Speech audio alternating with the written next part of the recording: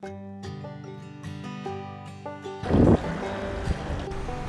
ាទសូមអនុញ្ញាតជម្រាបសួរទៅកាន់បងប្អូនពុកម៉ែទាំងអស់គ្នាបាទក្នុងវីដេអូថ្ងៃនេះផងដែរខ្ញុំបាទនឹងចែករំលែកពីសកម្មភាពខ្លះនៃវីដេអូបងត្រីកាលពី2ថ្ងៃមុនបងប្អូនបាទហើយចំពោះទីតាំងដែលខ្ញុំទៅរកត្រីហ្នឹងគឺស្ថិតនៅក្នុងស្រុកពួកឃុំសស្ដំបាទហើយទីតាំងខ្ញុំចុះថតហ្នឹងគឺតាមតំបន់នានាក្បែរមាត់លូ បាទហើយខែហ្នឹងទោះបីមិនសូវសម្បូរត្រីក៏ប៉ុន្តែតំបន់ដែលសម្បូរត្រីទោះបីទីតាំងផ្សេងអត់សូវមានយ៉ាងម៉េចក៏ដោយក៏កន្លែងហ្នឹងនៅតែសម្បូរត្រីដដែលចង់ដឹងថាបានច្រើនប៉ុណ្ណាតោះតាមដានទាំងអស់គ្នា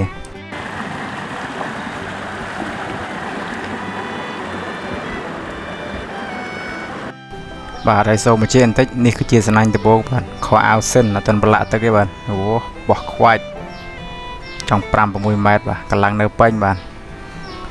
ទាយមើលបងប្អូនទេសភាពប៉ុណ្ណឹងដែរមាត់លូប៉ុណ្ណានៃវាលហលេសាវាត្រីមើលបានត្រីឬអត់មើល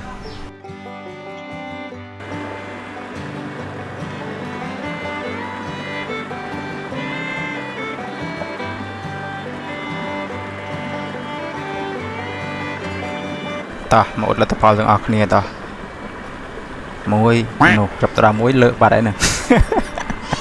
អត់មកអាស្នាញ់ដំបងហើយកន្លែងឡើងតំណងមែនទេអត់បើក៏ហើយតែមិនដឹងធ្វើម៉េច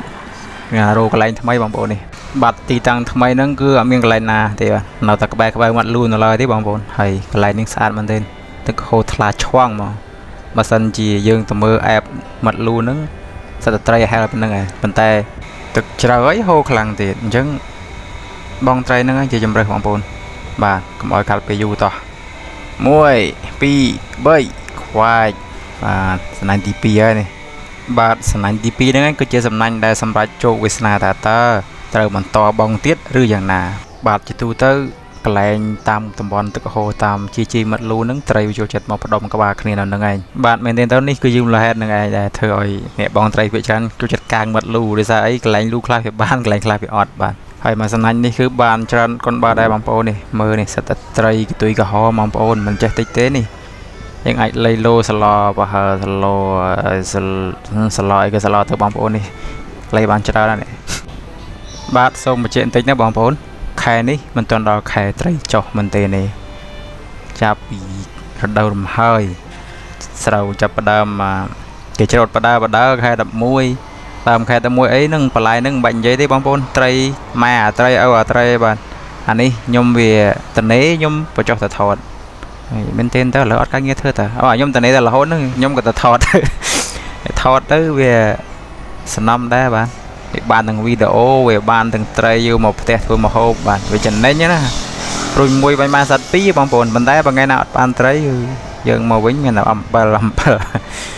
ទតែថ្ងៃនេះទោះបីមិនក៏អត់អំបិលទេបងប្អូនមកសំណាញ់មុនឃើញមិញហ្នឹងសត្វត្រីឥឡូវត្រីទៀតហើយខ្ញុំបោះរាប់រយសំណាញ់ទៀតដែលបានថតឲ្យឃើញបាទហើយលទ្ធផលត្រីបានប៉ុណ្ណាហ្នឹងខ្ញុំនឹងបង្ហាញនៅចុងវីដេអូបងប្អូនកុំតណាល់អូរំលងបាទបងប្អូនហើយមើលវីដេអូនេះហើយសំណោះខ្លួនឯងបាទបងត្រីវោះល្ងាចបាទឲ្យសកាច់ទឹកជោគជួមបាទសើមអស់ហើយគ្រប់កលុកកលៀតបាទគ្មានសល់ទេអាសំណាញ់ខ្លះទៅគេជាប់ដប់ជាប់អីដោះបាទតែកុំច្រឡំអត់រៀងទេបងប្អូនដោះបានពីដប់ក្នុងទឹកហើយបងទៀតវោះល្ងាចបាទងើបចុះតែបន្តិចដែរបាទមេឃក៏វារោភ្លៀងហើយម៉ងក៏ចេះតែគៀបាទម៉ង4កន្លះជាងហើយនេះបាទបងប្អូនលទ្ធផលដែលយើងបងចាប់ពីម៉ង1កន្លះរហូតដល់ម៉ង4ជាងកន្លះហ្នឹងគឺបានត្រីដូចតែបានឃើញនឹងឯងបាទវាមិនច្រើនពេកហើយវាក៏មិនតិចពេកដែរបាទល្មមបាទអាំងជ្រក់សង្អុសបាទធ្វើអីក៏បានបាទធម្មជាតិសុទ្ធសាធបាទអត់មានទិញពីផ្សារមកដាក់ទេបងលហាមហ្មង